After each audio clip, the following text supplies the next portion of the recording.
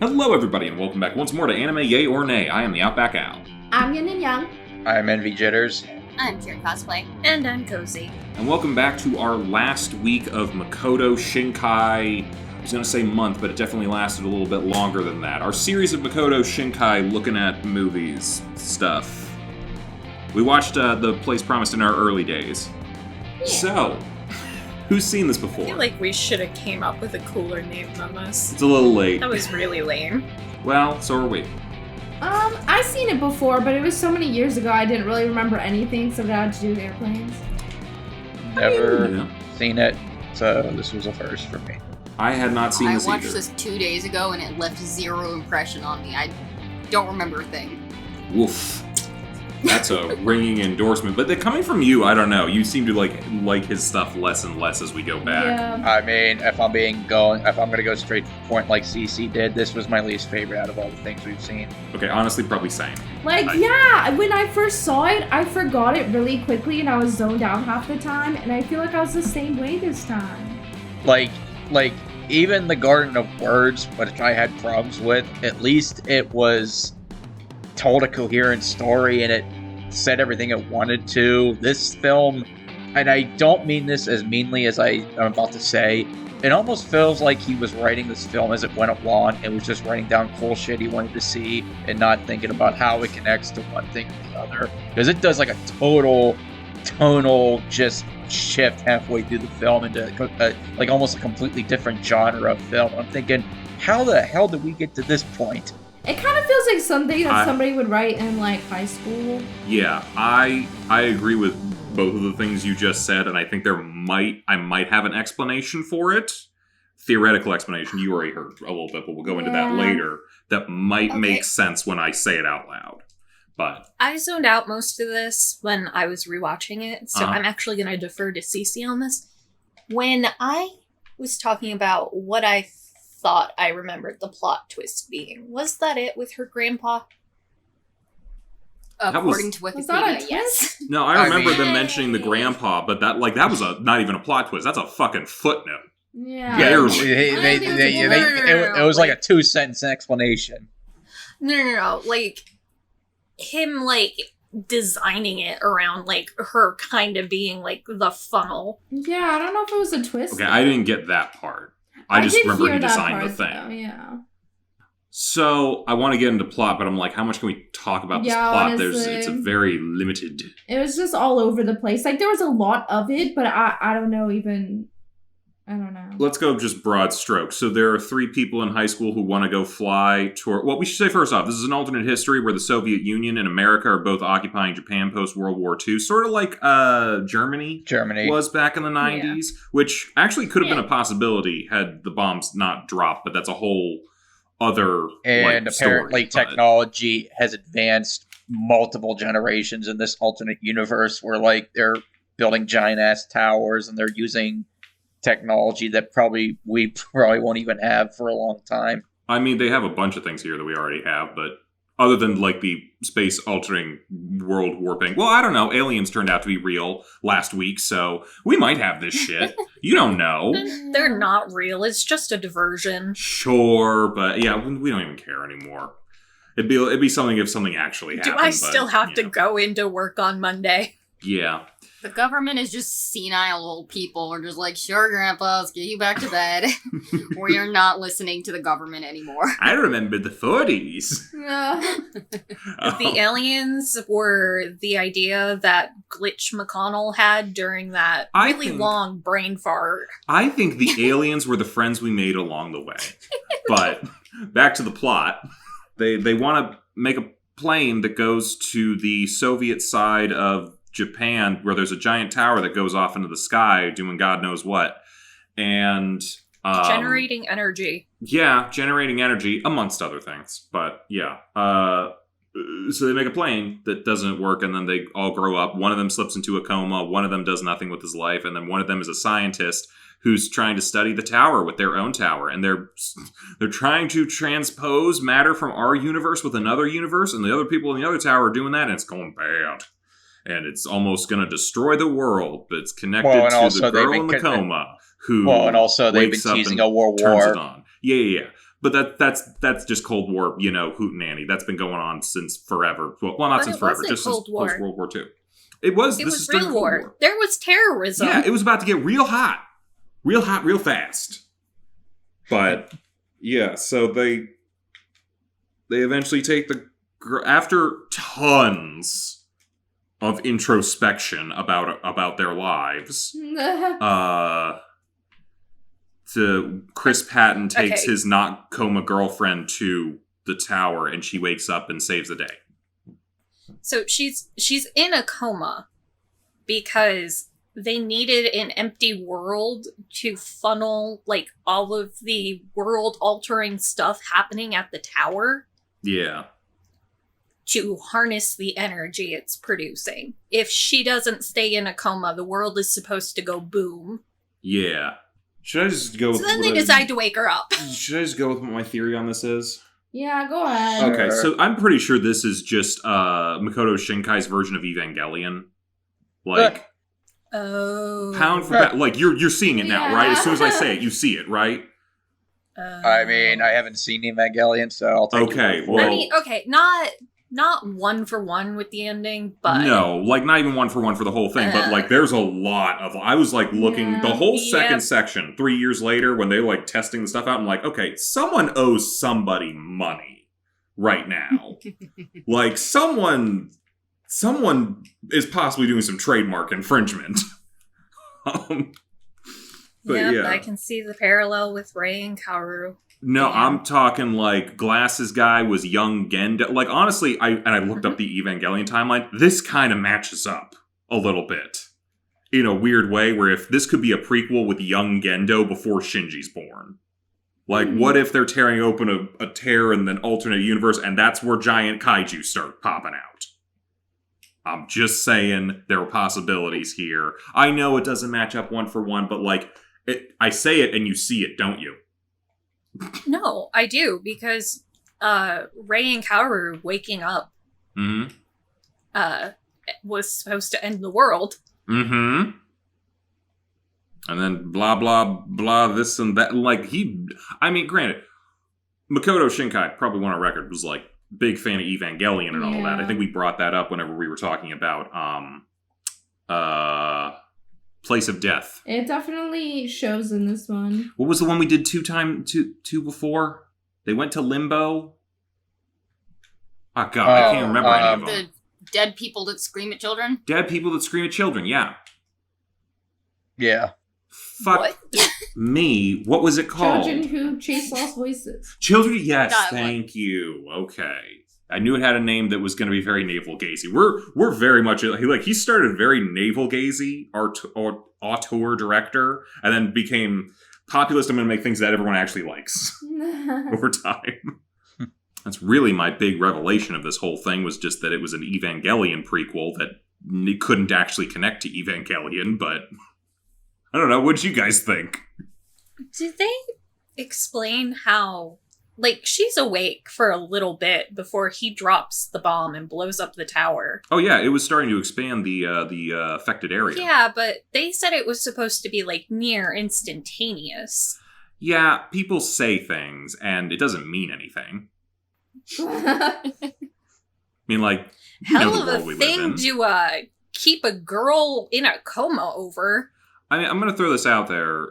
Depending on, rate of expansion, I mean, it expanded from, 2 kilometers to 26 kilometers in a very short period of time. So that's, 24 kilometers in a minute. But when you think about the size of the world, okay, it's not going to be instantaneous. But he was there. Why did the field not affect him up in the sky? I gotta be real. It only looks like it affects the ground. Which is dumb. Yeah, well... So the was fact Evangelion. That he could blow it up with a bomb that was technically outside of its field of influence is also weird. I mean, I gotta be real. This whole thing was basically all the navel-gazy parts of Evangelion without the robot fights. And that's probably why we were forgetting a lot of it. It's the boring parts we skip around a little bit on. I did not like the hand-wavy, well, here's a happy ending. Maybe that's why he didn't do it as much later on. Yeah, maybe. Yeah, this one, it's got some problems. I do like some of the elements of it. Had they maybe explored some more interesting pathways with it or actually explored it itself. The alternate universe kind of stuff is kind of interesting. Yeah. The idea of an alternate history based on some real world events in that's interesting. But, we don't explore it too heavily. I don't know. I'm really grasping at straws to talk about stuff here. Someone else try. I feel like I liked the animation better in this one than I did with 5 centimeters per second. Yes. I think the characters were a little less, like, ew. They were pretty ew. Yeah, but they were, like, more stylized. At least the boys were. Yeah, I don't know. The girl was still kind of like... Ew.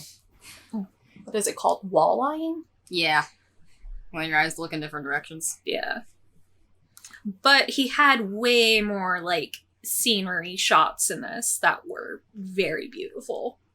I'm trying to, like, figure this out, because all of his movies were done with Comics Wave films. Yes. Now, this one came out in 2004, but it says Comics Wave Films was founded in 2007. But it still says, like, it says something about they were initially formed in 98, but might have been under a different name, so that might have something to do with it. It feels like this is a very much an early work kind of thing, and, like, their collaboration clearly has gotten better. I think we said that multiple times. I think it just bears saying again. It's like Nausicaa in the Valley of the Wind. It wasn't technically Studio Ghibli, but it was made by the same people that would go on to form Studio Ghibli. Yeah. So Yeah. I kind of feel like this. I mean, this obviously was his first ever feature film, and I mean, I give him credit for, you got to start somewhere, and you got to. And I mean, for a first attempt, it's not horrible. It's not the worst thing I've ever seen. It's just you almost feel like this could have been better off as even like a 12-episode anime. It would have given a lot more time to, stretch out or flesh out your ideas a lot more. I agree with that, and I actually think that maybe some of his more we're going to have sort of a larger world, complicated sort of like situation like this, and Children Who Chase Lost Voices, you're right, might have been better as a series, because then you can flesh it out. Like, I'm a little almost more interested in what's going on with their friend from the factory, because he's like doing some spy shit, some terrorist shit, Yeah, like stuff with like the government. Terrorism. Yeah, like Yeah. they kind of just they just kind of glance over the fact that, oh yeah, he's been a secret rebel sympathizer and kind of militia Yeah. leader this entire time. Yeah. There's kind of He a was similarity. secret agent man. Yeah, and there's kind of a similarity between this and the Akira movie, because Akira has a very long manga that goes way back, has a whole lot of stuff going on, a whole bunch of very deep character backstories and everything. And there is in Akira a subplot about civilian uprisings against the government and stuff, and one of the characters is connected to that, but they really just gloss over it. But I'm going to say, like, I think Akira is probably better remembered because it also has those amazing action sequences and all that really cool, fun sci-fi stuff that we were really looking for in that. This one, not as much. And, yeah. I will say, that for the most part, though, even if the animation isn't up to his regular standards, I still think his shot composition and, like, a lot of the actual shots themselves are really good from, like, a cool shot filmmaking kind of cinematography standpoint. It's just they don't hold up nearly as well to the stuff he made almost at this point 20 years later. Mm-hmm. Yeah. So, but that's kind of just changing times and stuff. I think we discussed that a little bit from last time. It's not exactly fair to compare, like, I feel like we're kind of comparing Studio Dean Fate Stay Night with Ufotable right now. Yeah. Like, okay, you can compare them, but it's a little unfair. Right. Just remember, people die when they are killed. We didn't get any lines like that, but that might have actually that might have brightened my day a little bit. Keikaku means plan. Oh, that's from the weird fan sub sections of stuff. I do miss those years. Mm-hmm. I mean, also, it's kind of depressing the more you think about it, how Sayuri was literally trapped inside an alternate dimension by herself for 3 years. Like, that would drive literally anyone insane, and the fact that she's still able to, be somewhat sane by the end of that. That's kind of like, wow. Bro, that's a Junji Ito short. They were keeping it funky, fresh, and new for her because all of the world-altering stuff, like I said, was getting funneled into her dream. Yeah, but there weren't no people or nothing, so she's basically in that, like, I don't know, tower casing or whatever? Yeah. No, I'm saying, like, she's getting surprised every single day, though. Like, I don't know if she necessarily has time to worry about it a lot. Fair. What would happen if Sayuri died in her dream? See, that's what I was kind of wondering of, like, okay, the girl's asleep. What happens if we kill her? And obviously you don't want to try that because, like, if it goes wrong, you got no way of coming back, but well, I don't know. I think they kind of showed, like, her dream can be, like, a little dangerous. Mm-hmm. Like, what would have happened if she had died inside of it? I feel like for most people, like they wake up. So she might have just woken up again and then they have to put her down again. What if that is why she was able to wake up those few times? I mean, anything's possible. She kills herself. It's Inception, man. Sick of being alone. I was more thinking, like, the world altering just, like, drops a building on her. I mean, it happens. Probably. I don't know.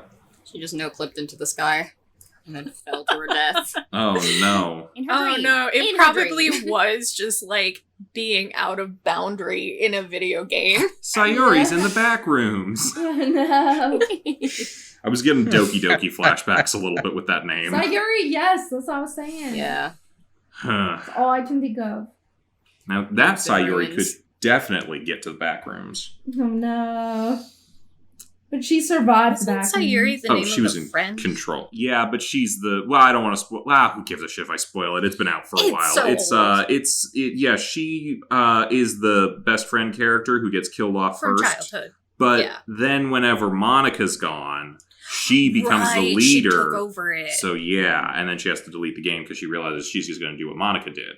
But by being in control of the whole game, she could go to the game's back rooms. That's all I I'm forgot saying. about her taking over Monica's spot. Yeah, It's a me short too. section, so it's sometimes easy to forget because there's like so much else going on with that game. But yeah, the movie. Movie. Did anyone have a favorite part? Because I did. My fun times when they went to Nerve, and I just was like, "That's Evangelion, that's Evangelion, that's Evangelion." I liked when she was standing in that building and, like, part of it crumbled Yeah. over the water. And she's like, oh no, I have to hold on. And then he comes up and she's like, oh, it's okay, I'll just fall in the water. And he's like, no, I'll save you. It's a good thing I was here. Ah! It was just water. It looked like maybe a 10-foot drop. Yeah. And also, it Yeah. wasn't that Yeah. deep. So, like, Good times. yeah. I'm like, why are y'all being so dramatic? Just laugh at her like a normal teenager.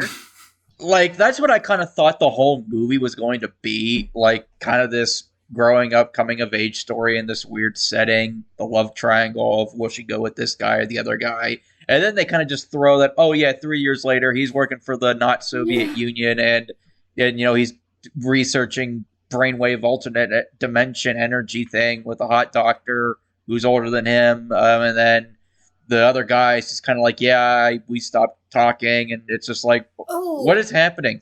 You just took a massive leap forward, man. And you took a massive leap forward without looking Yeah. back I over your is a did shoulder. lot. also really enjoy when Hiroki, one of those two, beat the shit out of the other guy. For I just- like, you're gonna destroy the whole fucking world. Okay, now I'm in to help you after I beat you up. Was he Glasses guy? Because I just keep calling him Gendo. Yes. Mm-hmm. Yeah. Young The Gendo. glasses guy. You know what? What a missed opportunity of not having the light hit him just right so that his glasses would, like, do the Do the glasses thing. light thing. Yeah. Doing the Megane thing. Yeah. Missed opportunity. And honestly, for someone who took so many other things from Evangelion, you didn't take that shot? Interesting. Maybe it would have been too obvious at that point. But He was the guy standing in the field at the beginning of the movie, right?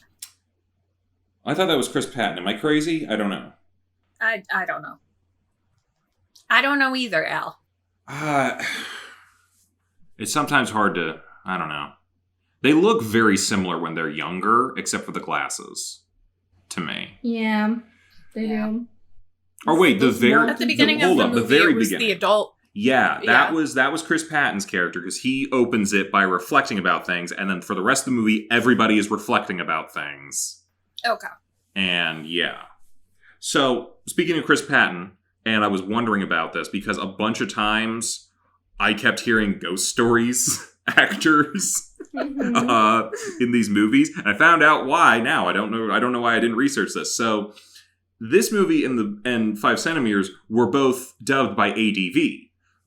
Also a connection to Evangelion, also a connection to Ghost Stories, which explains some of the Ghost Stories actors. And then the subsequent films afterwards all seem to have been worked with Sentai Works, which was one of the companies that absorbed the assets of ADV when it went under. So, yeah, this is... I kind of like that a little bit, because I like a number of ADV dubs. So... Yeah, they're pretty good. Yeah, they're fun. Although this wasn't a particularly fun movie. The dub was decent. Yeah, the dub was still decent. Yeah. Did you guys watch sub or dub? We watched Dub. the dub. Okay. I feel like Yeah. they all felt a little flat. And also, half of the words were just... Oh, what was it? It was like, wait, or something? Yeah, Or, no, it was okay. Half of the lines were just, okay. I feel like part of that might just be an issue with the script that they probably got originally, because a lot of the voiceover does feel like just depressed people talking about their depression. Yeah. And it does come across a little bit like just voice-wise, it's a little flat. So, I'm not trying to, like, take shots at people with depression, talking about their depression, but you can't exactly get an upbeat voiceover for that. Nope. I mean, you could. That's why You I could, thought but it's not about going to work. That'd be a little fun. We're going to be like, why is this happening? I'm trying to think of what else to talk about here, because it's like, I think that you're right. Like, part of the problem is it really doesn't leave nearly as much of an impact on you as you would think a Makoto Shinkai film would. What haven't we There's just talked too about? much going on. I think I would rather see, like, it focusing just on Sayori and the parallel universes, or the Cold War bullshit happening. Yeah. Well, it could have very easily done both. It just couldn't have done it within, like, this short time period. But I don't think you could have had, like, the Sayori situation going on without the background of the war. True. I think what part of the problem is, again, is that we're focusing on a couple people just kind of being in their feelings while actual shit's going on, and we're just not going to look at the shit. And it does make it it's not great whenever you're like, well, why aren't we making a movie about that thing over there? Is kind of the problem. Which, like, I mean, I think a lot of his other films also do that a little bit, where where the main focus is usually on the relationship between the main characters. But I feel like whenever he's done it later, he was just better at it. Yeah. Mm-hmm. So I feel like he had the good, like, bones for a story. You know? Yeah. There's a good foundation. He just couldn't quite get it there, especially with, like, he had, like, the really youthful optimism with, like, the goal of going to the tower, and he follows through on that at the very end. Like, yeah. He just got all fucked up in between. Yeah, I think what he wanted to do here, he did a little bit better in 5 centimeters per second, and then a little better in his next film, and then a little better in his next film, until we got, like, really good shit with, like, Your Name, Suzume, Weathering With You, and, like, some of those ones. So, honestly, as far as we're going here, if he's just catching his stride and getting really, really good, I'm looking forward to future films from him. Yeah. Quite frankly. Seems like he always goes up, Yeah. you know? He always gets better. I mean, you know, now we're questioning, well, when's the peak going to happen? Yeah. But at the same time, it's going to be interesting to see when it does happen, and what will it be. Maybe it was Suzume. We'll have to I'm wait for a also a few little years. confused. Sayuri's grandpa was working for the opposite side when he built that tower, right? Yeah, so So how the fuck did she end up on that side? So similar to the situation when the Berlin Wall went up with like East and West Germany, a lot of families, depending on where like parts of the family were living, were split. And you could also make the comparison to maybe like North and South Korea as well. Very likely, because I think even they were saying someone else also had family like on the other side who was kind of like stuck over there because as soon as the lines were drawn, it was like, hey, nobody crossing kind of thing. Well, I'm more like when her grandfather was building it, like she couldn't have been born yet. No, because this would have had to have happened post World War II, and this is 1999, so it's been at least 50 years. Yeah. So it's like, very likely she never even met her grandfather. I was just looking at the Wikipedia because before we started recording, so I was struggling to remember any plot points. Mm-hmm. I think it said they started building the tower in the 70s. Okay, yeah, so yeah, she definitely wouldn't have been born yet. That feels more like maybe like when her mom was a small child. So you have to wonder how the small child ended up on the opposite side of the border. It's hard to say. I mean, they might not have put down clear, hard divisions right away. Could be a number of things. Maybe the situation with mom and with grandma and grandpa wasn't great, and she left his ass. There's a number of possibilities here. Maybe they worked on one side of the border and their house was on the other. So he just got cut off and was like, whoops, well. Yep. Maybe he just sent them out to be safe. Maybe. There is the possibility of smuggling. I mean, that's exactly what was going on whenever they were on the boat trying to get to the one dock, which, hey, that was an interesting part. Can we stick with that? Nope. Back to talking about how depressed we are? This really is drawing from Evangelion. Oh my god, you even got the shot on the subway. Get in the fucking robot, except I guess it's... Get in the goddamn airplane! Yeah. Close enough. Although, I think it was technically a drone, right? No, if you're flying it, then it's not a drone. They had a drone that they wanted to use the missile with, but they were like, no, we're going to use this manned plane. Okay. No, wasn't it a drone that they were turning into a plane? Yeah. I don't... Like, I think it know started for sure. out as a drone. I'm not sure. It seemed like one of those, like, fictional planes. I don't think it's a real thing. Well, yeah, if you looked at the fucking, like, actual construction they did. Yeah. Like, how did those propellers work? What was Chris Pan's name? Takuya or something? Yeah.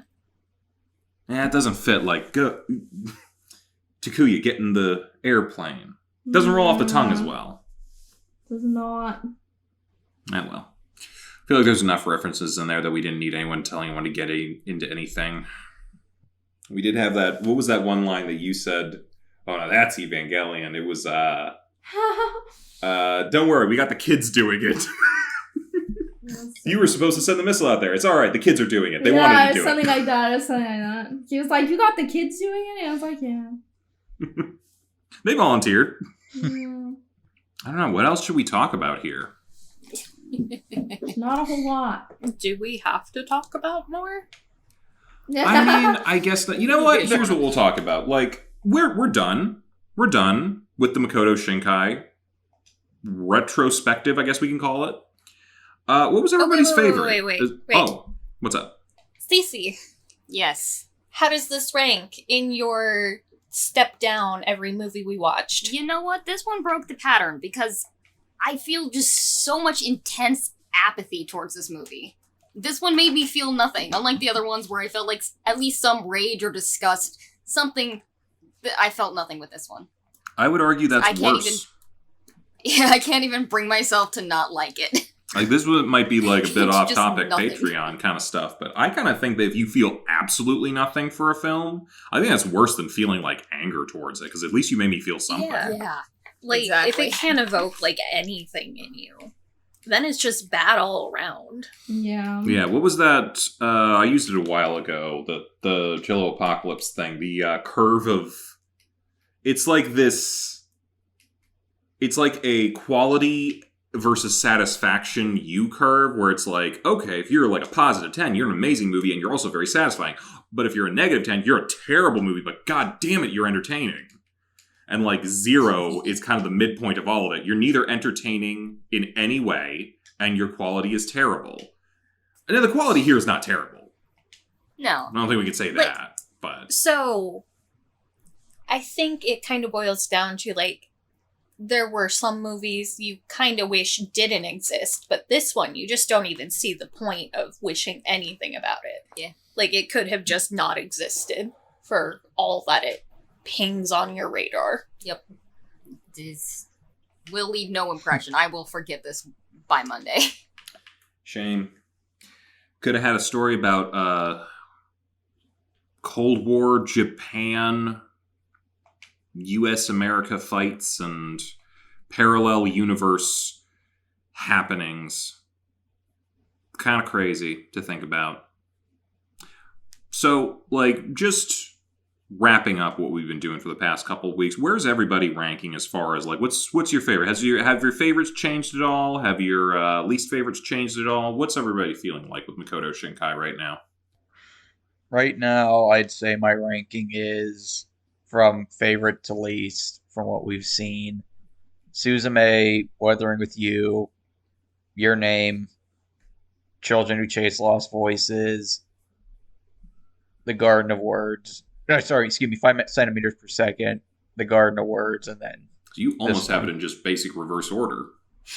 Yeah, I need to look at the list to... I got it right see here. it.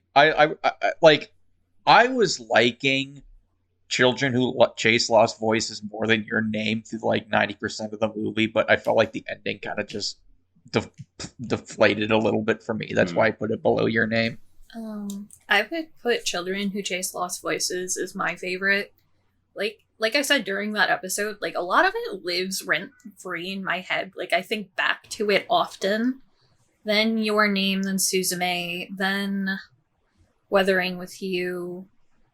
Probably this one, then 5 centimeters, and Garden of whatever. Yeah, that's last. That was weird. Oh, did anyone else notice the foot shot in this? Yeah, there was a foot shot. I think we got foot fetish confirmed. We don't need to talk about his hypothetical foot fetish, which, if he has, is fine. He's valid. Yeah, but... I think I'd go Your Name, Suzume, Children Who Chase Lost Voices, Weathering with You. Now it's the ones that I'm like, it's all a mush, so I'd say 5 centimeters. What am I missing? This one. Garden of Words. This one and Garden of Garden Words. of Words. Yeah. They're like almost even to me. I'd say Garden of Words, and then this one's probably my least favorite.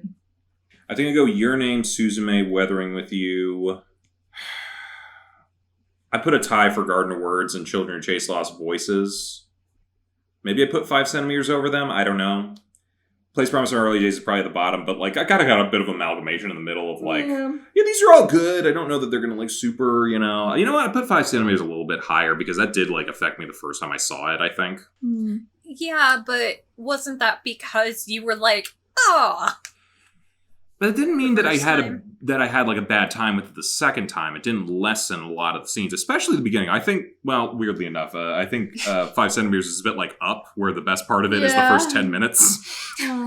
So, but to be fair, Up leaves an impression. The first 10 minutes only. Yeah, but I remember that 10 minutes forever. Yeah.